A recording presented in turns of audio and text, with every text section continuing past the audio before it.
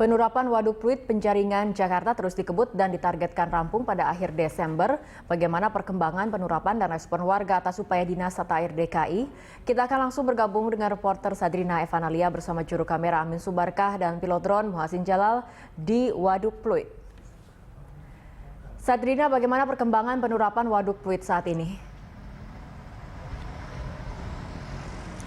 Fitri, dari proses pembuatan turap ataupun pembuatan tanggul di waduk fluid ini, pagi ini sudah berjalan ataupun beroperasi. Seperti yang bisa dilihat Fitri di belakang saya ini, ada salah satu alat berat ataupun alat kren ini sedang membuat tanggul begitu dari batang-batang beton yang berada di pinggiran dari waduk fluid ini. Kemudian batang beton ini ditancapkan ke dalam tanah di pinggiran waduk fluid ini membuat tanggul. Setidaknya sejak 2 bulan kemarin ini progresnya sudah ada sekitar sepanjang 1 km.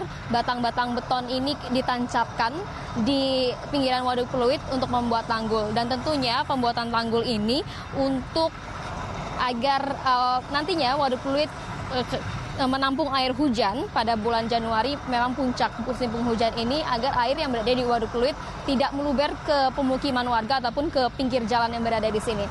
Fitri, bukan hanya dari satu alat kren ini saja, tapi di sisi timur dari waduk fluid di sini ada 4 alat kren lain lagi. Sementara itu juga kami memantau di sana di pinggir ataupun di sisi barat dari waduk fluid ini terdapat 5 kren yang sedang di-standby-kan ataupun saat ini masih belum operasi, tapi memang sudah disiapkan oleh Pemprov DKI Jakarta untuk membuat tanggul ataupun pembuatan turap di sisi-sisi pinggir dari sisi barat waduk fluid. Sementara itu yang menjadi penekanan bukan hanya terkait dengan pembuatan tanggul, Fitri, tapi kami memantau di sini memang ada sedimentasi ataupun pendangkalan dari waduk fluid ini. Memang di Pemprov DKI Jakarta diharapkan untuk menormalisasi kembali waduk fluid ini agar menambah debit air nantinya untuk menampung air hujan yang berada di waduk fluid ini. Satu lagi, Fitri, bukan hanya terkait dengan pendangkalan ataupun sedimentasi yang terjadi di waduk fluid ini, tapi kami memantau juga masih adanya sampah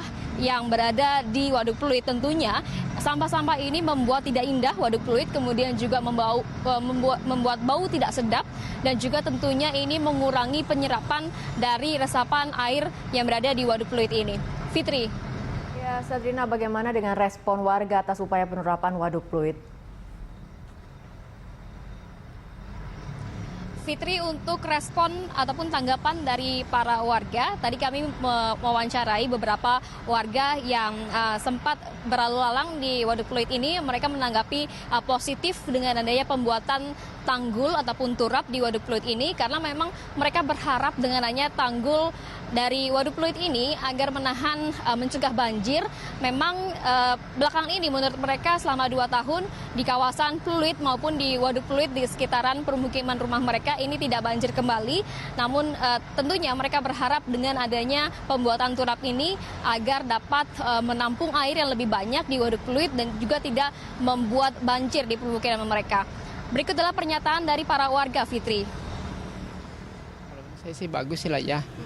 Ya, jadi kan untuk penyerapan air juga itu, terus istilahnya apa, biar ya air cepat inilah nggak banjir lah di lingkungan kita kan gitu. Bagus, bersih gitu, jadi mengurangi banjir gitu ya.